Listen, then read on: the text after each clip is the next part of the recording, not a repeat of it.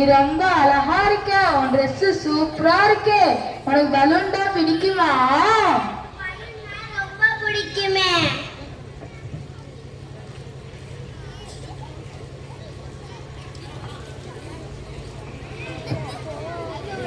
ஹே பாப்பா, எங்க வீட்ல நிறைய பலூன் இருக்கு. எங்க வீட்டுக்கு வரியா? நான் வரேன். ஆனா எங்க அம்மா தேடுவாங்க. நீ கவலைப்படாத, உங்க அம்மா எங்க வீட்ல தான் இருக்காங்க. அப்படியா? ஏ பாப்பா, கண்ணாமூச்சி விளையாடலாமா? ரொம்ப ஜாலியா இருக்கும். விளையாடலாமே. நீ போய் ஒளிஞ்சுக்கோ, நாங்க 4 பேரும் உனக்கு. சரி.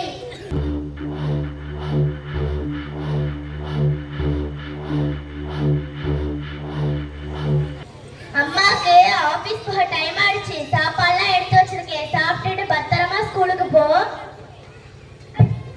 பக்கத்து வீட்டு அங்கிள் என்ன நல்லா பேசுறாங்க. சாக்லேட்லாம் கொடுக்குறாங்க. நான் வாங்கிக்கவா? பக்கத்து வீட்டு அங்கிள் தானே, வாங்கிக்கோமா.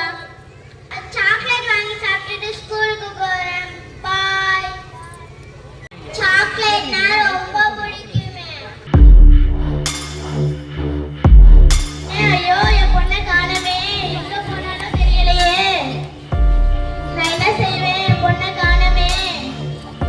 கம்முன்னு இருமா, இங்கதான் எங்கேயாச்சும் இருப்பா. இல்லனே, நான் எல்லா இடத்துலயும் தேடி பார்த்துட்டேன், காணோனே. நீங்க ஸ்டேஷன்ல ஒரு கம்ப்ளைண்ட் கொடுங்கண்ணா.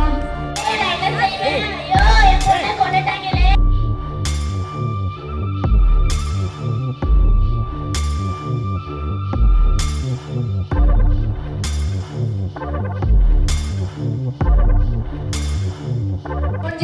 என்ற எண்ணுக்கு தொடர்பு கொண்டு புகார் அளிக்கவும். வீட்டின் பெற்றோர்கள் குழந்தைகளிடம் அன்பாகவும் அரவணைப்பாகவும் நடந்து கொள்ள வேண்டும். அப்படியானால் குழந்தைகள் வரும் வழியிலிருந்து என்ன நடந்தது என்று நம்மிடம் சொல்வார்கள்.